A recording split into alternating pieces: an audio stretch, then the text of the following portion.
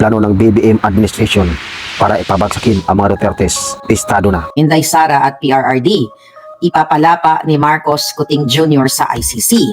Trillanes, okay, kasabwat ni Tamba Lisa at ni Kuting.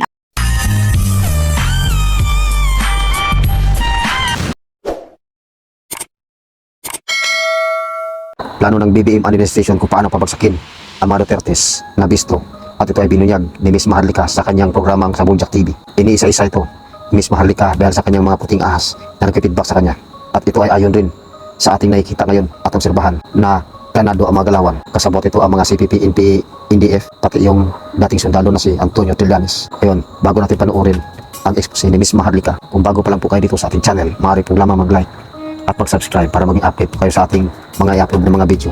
So ngayon, panoorin natin ang plano ng BBM administration. Actually, kasabwat ng gobyerno. Pero bago natin simulan ito, ang ating expose sa inyo, noong 2018, nung nagpapakyut-kyut pa si Kuting, pakarinig lang natin to. Nung nagpapakyut-kyut siya kay Pangulong Duterte dahil nagbabakasakali siyang ma-appoint sa Department of Agriculture, talagang sinabi niya na napakaganda ng ginawa ni Pangulong Duterte na mag-withdraw sa ICC. So ito muna ang kanyang boses. Okay, 2018 ni Kuting. The news less than an hour ago that President Duterte has withdrawn the Philippines from the ICC. This is, of course, in response to the way the ICC has taken a partisan position. Instead of actually trying to investigate and find out what are the facts around the drug war of President Duterte, they have already made a judgment and are coming to fish for, I suppose, things that they can show to prove that these are extrajudicial killings. And so it's not exactly a surprise, or it's not exactly something that was not expected. And in fairness to the president, it's not, he has been saying that if you continue to behave in this unfair, non-objective and partisan manner, I will withdraw the Philippines from the ICC. And they had continued, and now he has done exactly that. Kudos to him for standing up for the Philippines, because hindi naman siguro tama kaya ginaganyan na lang tayo, tinatrato tayo ng mga dayuhan na akala mo naman hindi tayo marunong dito, hindi tayo nakakaintindi, tapos tayo inuutusan kung ano-ano pinagsasabi tungkol sa atin. Hindi na siguro talaga tama yan.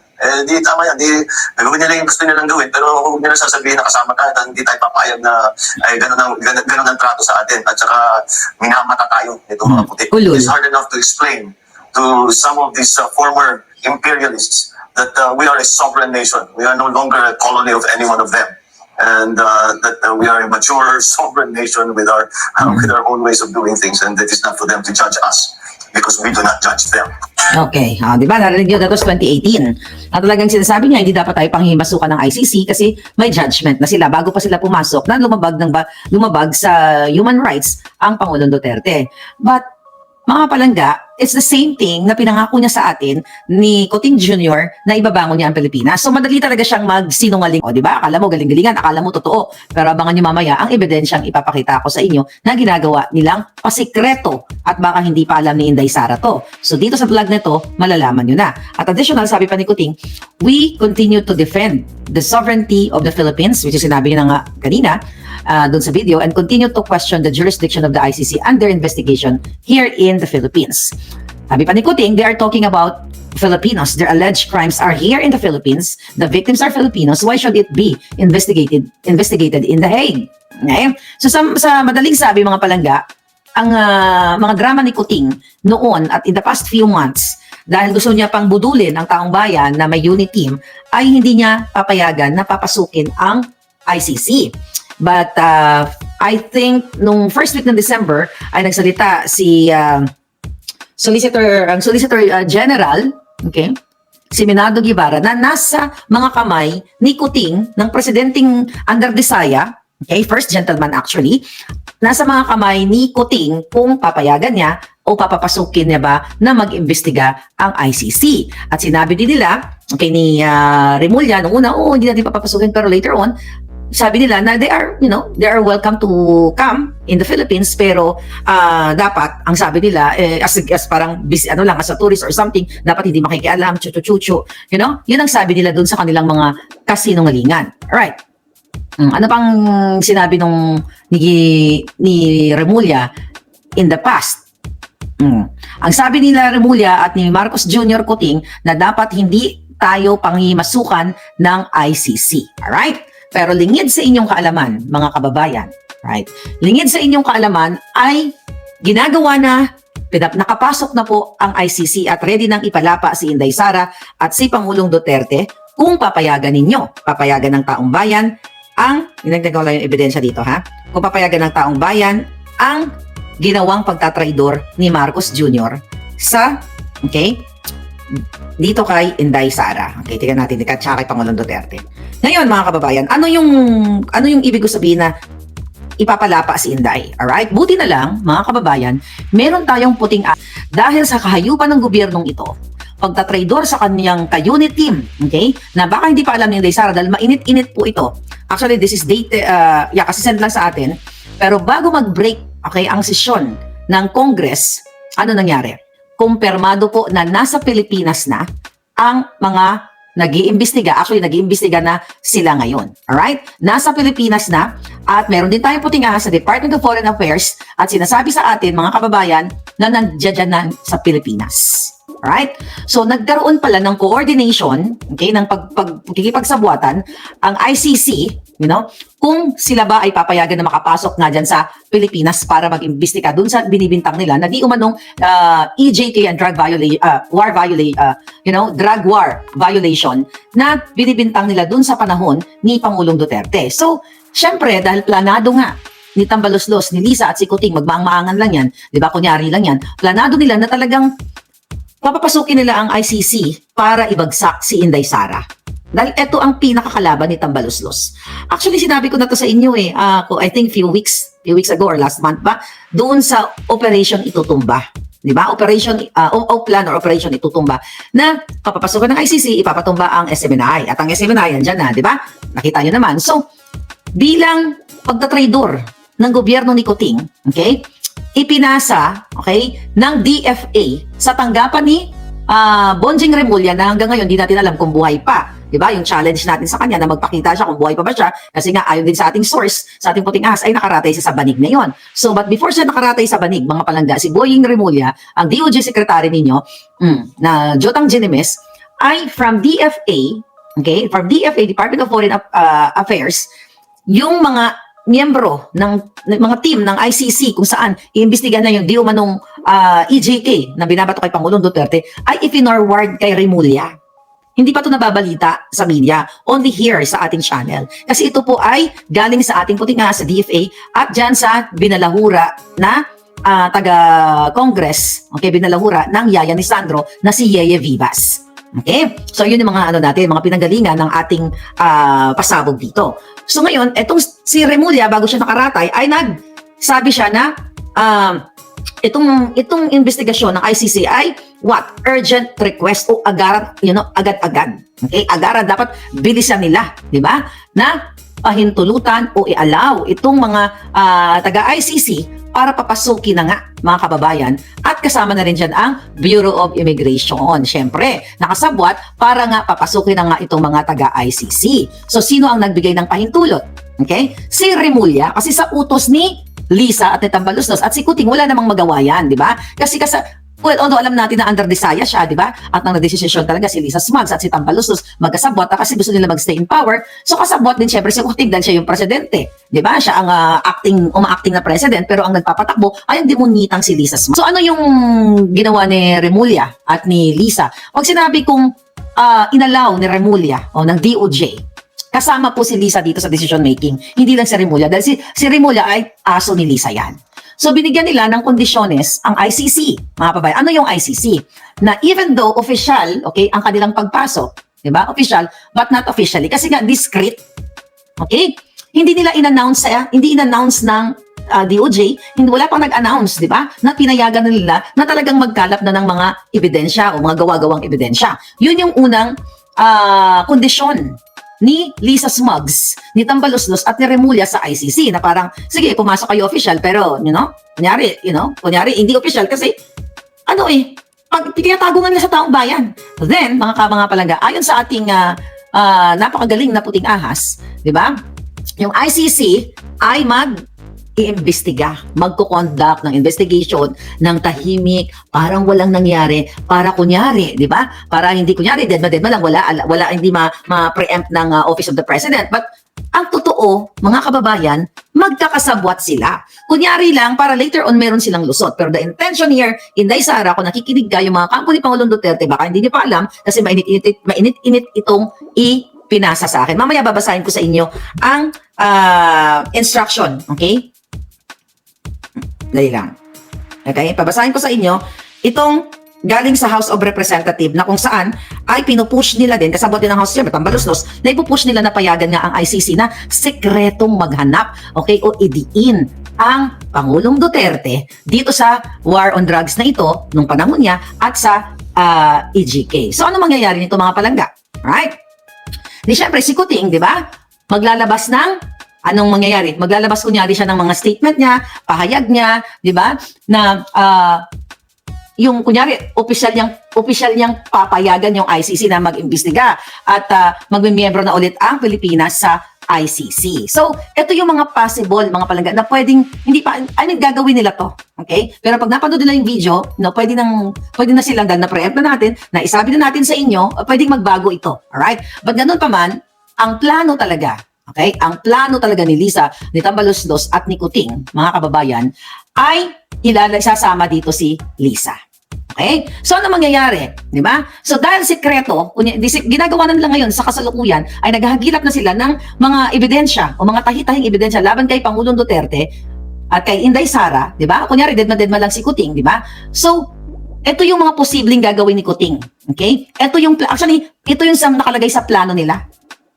Ito yung mga drama nilang gagawin. Yung pinakamabilis na maintindihan natin, pinakadrama, palabas lamang. Na, sabi ko nga, magpapahayag siya ng official na statement na, pinapayagan na natin ng ICC na mag-imbestiga sa Pilipinas at maging miyembro ulit tayo ng ICC. Right? So, ano mangyayari? Okay, ang plano nila, ilalabas ni Kuting, mga middle of January, ang target nila. Alright? Middle of January, ilalabas nila yung statement na ito. Ngayon, mga palangga, ano yun? Chika-chika lang. Diba? Pero ang totoo, tapos na yung investigation. Okay? Tapos na yung investigation. Ngayon, filing na lang sa case laban kay Pangulong Duterte kasi nakakalap na sila ng mga pinagtagni-tagni nilang ebidensya laban nga kay Pangulong Duterte at kay Inday Sara. Dahil nga isasama nila si Inday Sara dahil sinasangkot din nila si Inday Sara dahil di ba naging mayor si Inday Sara from 2016 to 2022 sa Davao. Ngayon, isasama nila yung mga issue nung panahon ni Inday Sara nung siya ay mayor pa. So ganito po kahayop, ganun kalupit ang ginagawa ni Tambaluslos at ni Lisa Smugs dahil sa kanilang ambisyon na magstay in power. Diba? So ngayon, sinabi ko na sa inyo yun, diba, na 2028 si Tambaluslos, definitely hindi na siya aabot dahil mag-speak up na kayo lahat. Then 2034, si Sandro, kaya sinasaid nila ang pera ng bayan, pagpapanalo sa lotot maya-maya, at kung ano-ano pang pang ngungulimbat nila sa pera ninyo. So, para maging maisakatuparan ito, which is hindi natin papayagan, okay, ang gagawin ni Tambaluslos, dahil nakikita po nila na malakas pa rin si Inday Sara, marami pa rin supporters ang Duterte. So, para mapanatili ni Tambaluslos at ni Lisa ang kanilang power right now, okay, maliban dito sa pinaka-goal nila sa ICC, kinuwento ko na to sa inyo, di ba? Na kukontratahin nila, lilipulin nila yung mga supporters ni Pangulong, mga supporters ng Duterte at yung mga potensyal, mga palangga, yung mga potensyal na magiging kalaban nila, okay? Later on, sa mga susunod na eleksyon, right? Yung may mga pwedeng sumalungat sa kanila, di ba? So, I think 2 weeks ago, sinabi ko sa inyo, ang ginagawa ni Lisa at ni Tambaluslos, kinukontrata nila itong mga supporters ni Pangulong Duterte, nila Inday, na mga sa military o mga business person na umalyado sa kanila. Ino-offer nila ng mga pwesto, kung hindi, tatamnan nila ng kaso, sisilipin nila yung mga negosyo, kung meron bang may ano ba sa tax, may discrepancy, tatamnan nila ng kaso, para mas na nila, yung bang umamo sa kanila yung mga tao.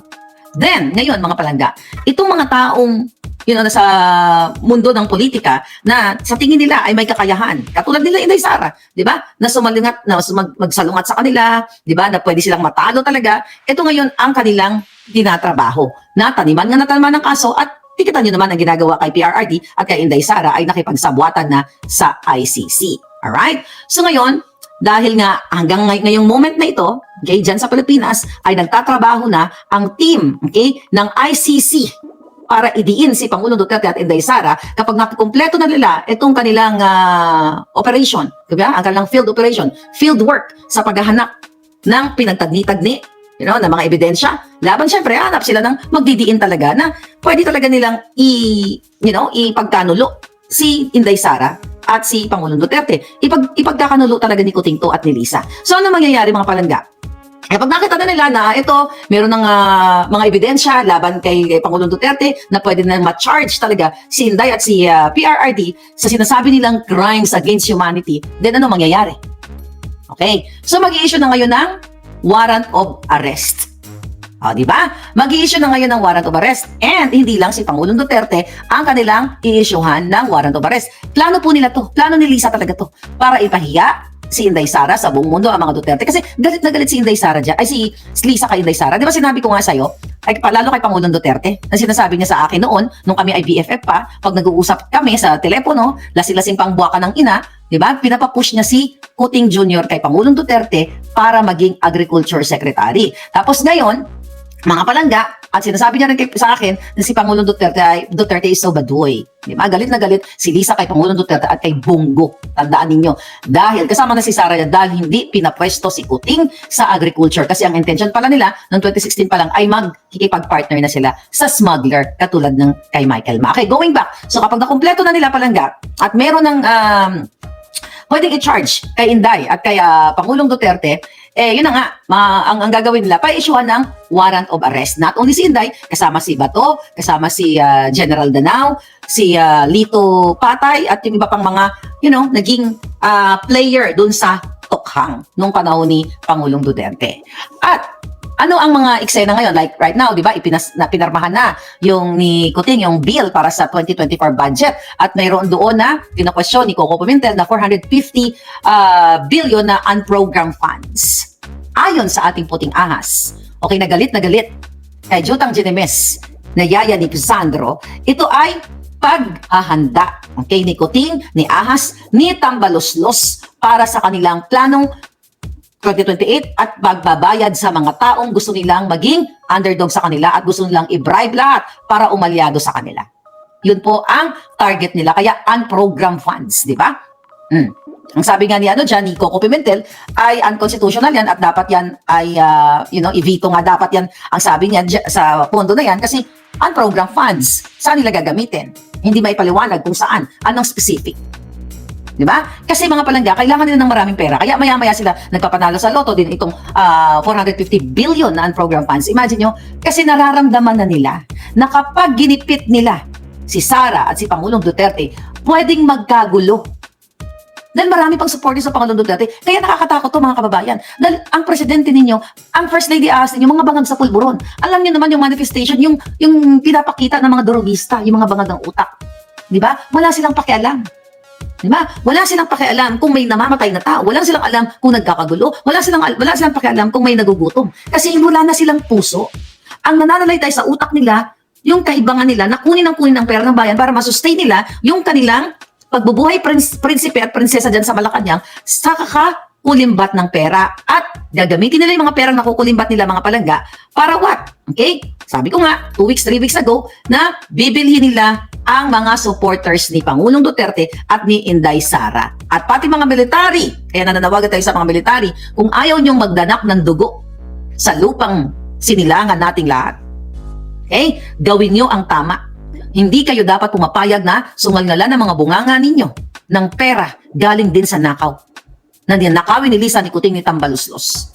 Yan po ang plano nila. Hindi ito ibabalita ng media dahil hindi naman magbibigay ang puting ahas sa media dahil hindi naman nila iuulat ito. Kaya sabi ko nga, itinaya ko na yung aking alindog dito. Ang buhay ko kalabanin ng mga demonyong ito alang-alang sa katotohanan at paglaya ng inyong lahat sa mga hayop na nasa Malacanang now, sa mga ahas na Jejemon. Nasaan ang unity? So ano yung mga posible, okay, na mangyayari mga palangga kapag inisyu na ang warrant of arrest kay Inday Sara at kay Pangulong Duterte? So gagawa ngayon ng drama si Kuting.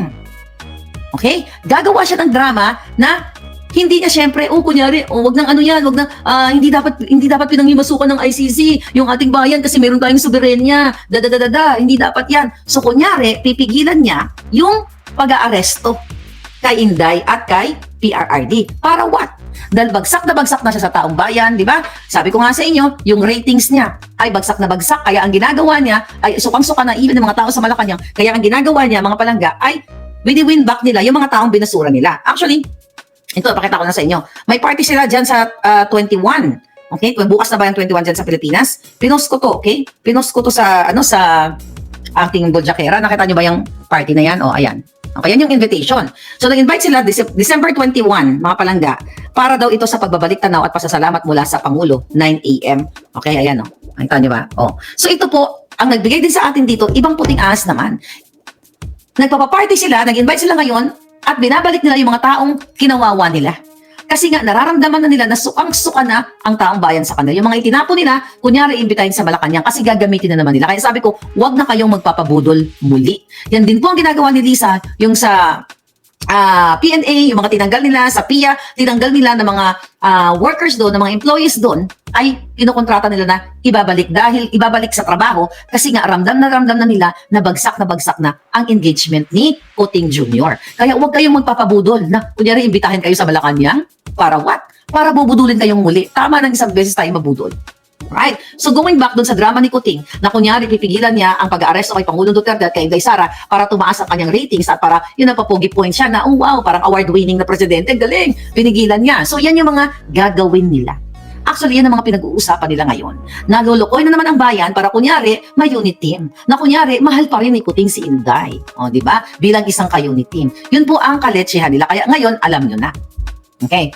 And another thing, ito ang pwedeng gawin ni, ito yung kanilang pinag-uusapan.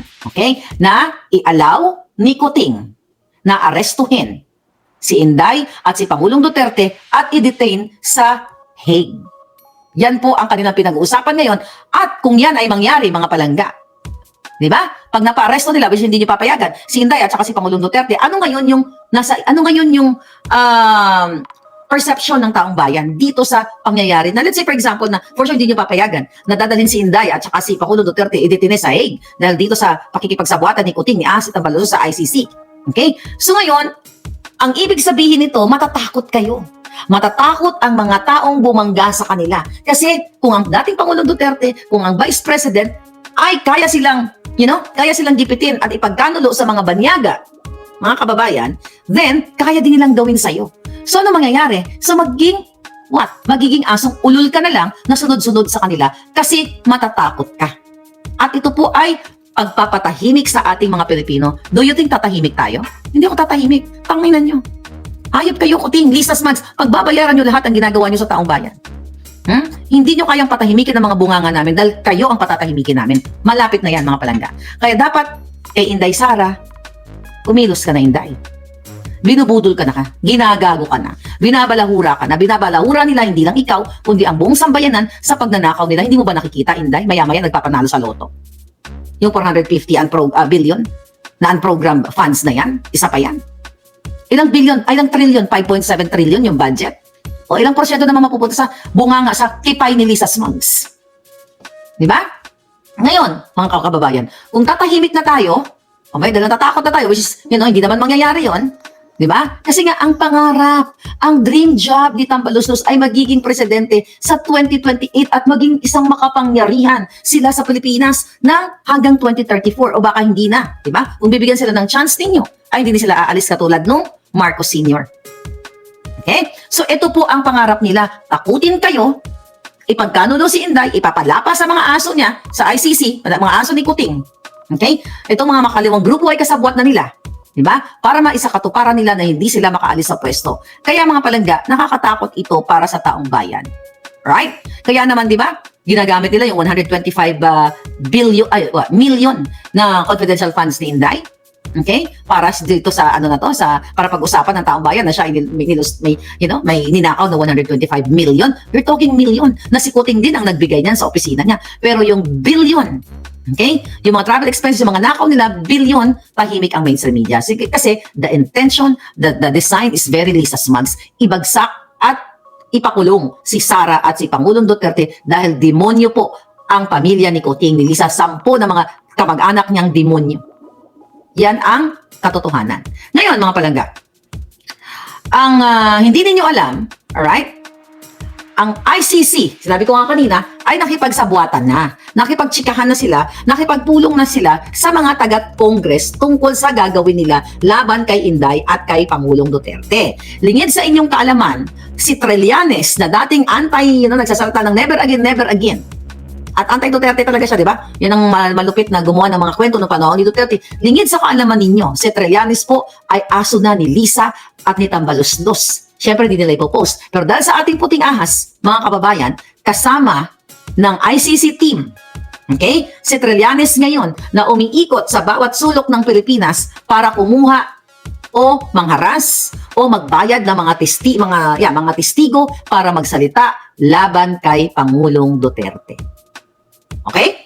Yan po ang role ni Trillanes ngayon. Imagine niyo, lingid sa inyong kaalaman, noong December 8, mga kababayan, okay, tingnan natin. December 8, pakita natin sa inyo. December 8, this is the message. Okay? Na pinayagan ni, okay. Si Benny Abante ang bidabidahan dito. Alright, pakita ko na sa inyo yung information bago ko basahin. This is yan ang information. December 8, 2023. Ayan, Attorney Faida M. Dumapara, Commissioner of Human Rights. Ayan. Okay, tignan natin yung pirma. Basahin ko na lang. Oh. Kasi siya yung chairman ng Committee on Human Rights. Alright? May pirma niya. Ano sabi niya dito? Lingid sa inyong kaalaman. Okay? Attorney Faida Dumarpa, Commission on Human Rights. Okay? Inatasan niya, sinulatan niya ang Commission on Human Rights. Dear Commissioner Dumarpa, in connection with House Resolution 1477, entitled Resolution Urging the appropriate Philippine government departments and agencies to extend their full cooperation to the Office of the Prosecutor of the International Criminal Court with respect to its investigation of any alleged crime within the jurisdiction of the ICC, including but not limited to the crime against humanity of murder committed in the Philippines in the context of the so-called War on Drugs campaign. Referred to the Committee on Justice, I would like to request your good office to provide this committee certified true copies of the following documents. So imagine ninyo, hindi pa tayo nakakabalik sa ICC. Alright? Kasi nga, wala pa namang pronouncement si Kuting kasi nag-withdraw tayo noong 2019. So, ang sabi ni Solicitor General Guevara now, at ni Remulla, okay lang pumunta yung ang ICC. But, okay, hindi sila pwedeng, gumawa ng aksyon, okay, na against sa ating konstitusyon, against sa ating batas sa Pilipinas. Yung ginagawa ng Kongreso, na hindi naman tayo kasapi sa ICC. At yung ginagawa nito ni Abante, na inuutusan, okay, ang commissioner ng human rights para alalayan ang mga taga-ICC para pigain, okay? Pigain, maghanap ng ebidensya laban kay Sara at kay Pangulong Duterte. Hindi ba pagbabalahura yan sa ating bayan? Sabi nga ni Kuting kanina dun sa interview niya, hindi naman tayo parang panghimasukan ng ating soberenya. Yun ang sabi niya, may sarili tayong soberenya, hindi dapat tayong ginaganon-ganon ng mga banyaga. So bakit dito, okay, sa letter na ito, sinasabi ni Abante, sees our investigation reports and documentation relating to specific incidents which the available information suggests that CHR investigated. Okay? Secret prison cell in Police Station 1 in Tondo, Manila, discovered in April 2017, killing of around 5 suspected Shabu users in 2014 or 2015 in Davao. Okay, killing more than 5 people in operation against Shabu users in Panakan, Muslim Village, Davao, o puro Davao to, in approximately 2015. Sworn statement of Jose Basilio, dated May 30, 2009. Sworn statement of Crispin Salazar, dated 24 June of 2009. O mga 2009 pa ito. This is long time ago in Bethlehem na ito palangga. Pero talagang, sabi ko sa inyo, pag ginusto ni Lisa Smugs at ni Tambaluslos, hahalongkatin nila ang mga nakaraan. Kahit ang mga dismiss na mga kaso ay gagawa nila ng kwento. Another, instruction ni Abante. Sworn statement of Ernesto Aru Abasula, dated July 10 of 2009. Trial Court, Manila, in the criminal case People of the Philippines versus retired SPO4 Bienvenido Laod and Tatay Laod, Alex, ayun mga pangalan, John Does and other occupants of Lord Compound, Purok 3, Barangay Maa, Davao City. Puro Davao to kasi ang target is Sara and the PRRD. Affidavit of support Roberto Pajado dated July 2009. Sworn statement Ramon Evangelista dated July 4 of 2009. Case Gaudencio, June Bersabal Jr. Cesar resolution number da. But anyway, sabi niya, this request is being made to validate the information provided to the committee which will be used during the deliberation of the said resolution.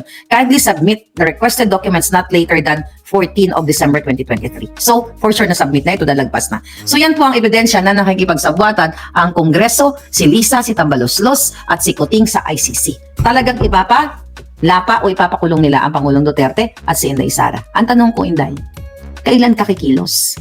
Kailan mo silang lalapain? Dapat ikaw ang lumapa sa kanila. Dahil ginamit ka nila, binudol nila ang Pilipino, binababoy nila ngayon. Imagine niyo, lingid sa inyong kaalaman.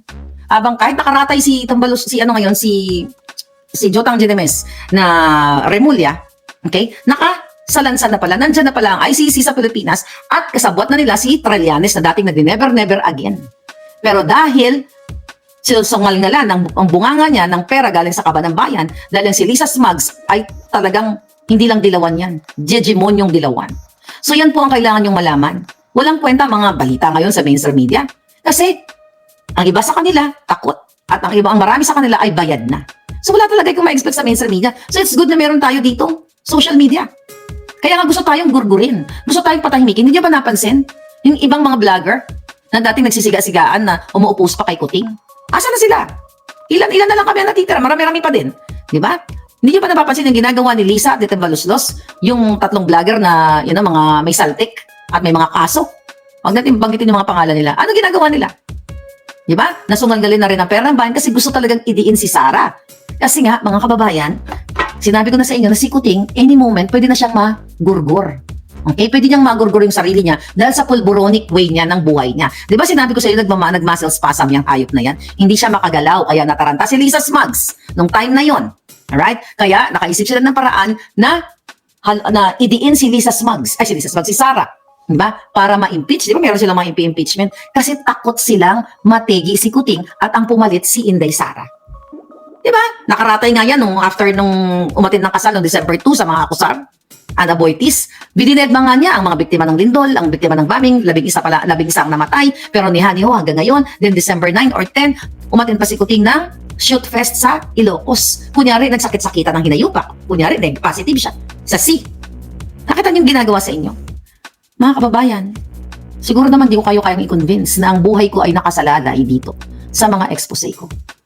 Hindi ko pwedeng pangalanan ang ating mga puting ahas. Kasi the more na nakikita nila na itinataya ko yung buhay ko ako mag-isa dito sa vlog na ito, na expose, ibig sabihin, the more na marami tayong makukuha ng information.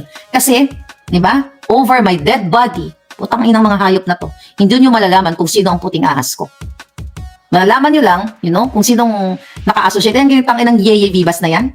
Yung hinayupa ka na yung bunganga mo amoy shotok. Ayan, dahil galit na galit sa'yo. O yung dinorobo mo dyan sa loob ng Congress, ayan. Nakarating ngayon sa amin. Kaya sabi ko nga, mga nakaraan pa, sa bawat ahensya ng gobyerno, meron akong puting ahas. Dahil sa kahayupan na nawi-witness nila sa inyo dyan. Ayun po, narinig nyo na po ang expose ni Miss Maharlika. Ngayon nasa sa inyo na po yun kung ano ang inyong desisyon at kung kayo ba ay nakasimpatya kay Miss Maharlika? Naniniwala pa kayo sa kanyang mga puting ahas? Pero po sa akin po, sa aking palagay, personal na opinion ko, naniniwala pa ko kasi dati na po ina-expose ni Miss Maharlika at isa-isa po itong nagbibingo na hanggang ngayon. Pati yung pagiging plano ng ICC na papasukin ito sa Pilipinas, kasabwat ang grupo ni Tambaloslos sa Kongreso. Kung kayo po ang tatanungin, payag po ba kayo na basta-basta na lang pong hulihin ng ICC si former President Rodrigo Duterte at si Vice President Inday Sara Duterte? So kayo na po ang husga at pagtuunan natin ang pansin kung tama ba ang ginagawa ni President Bongbong Marcos Jr. para ipahamak ang mga Duterte. So maraming salamat po.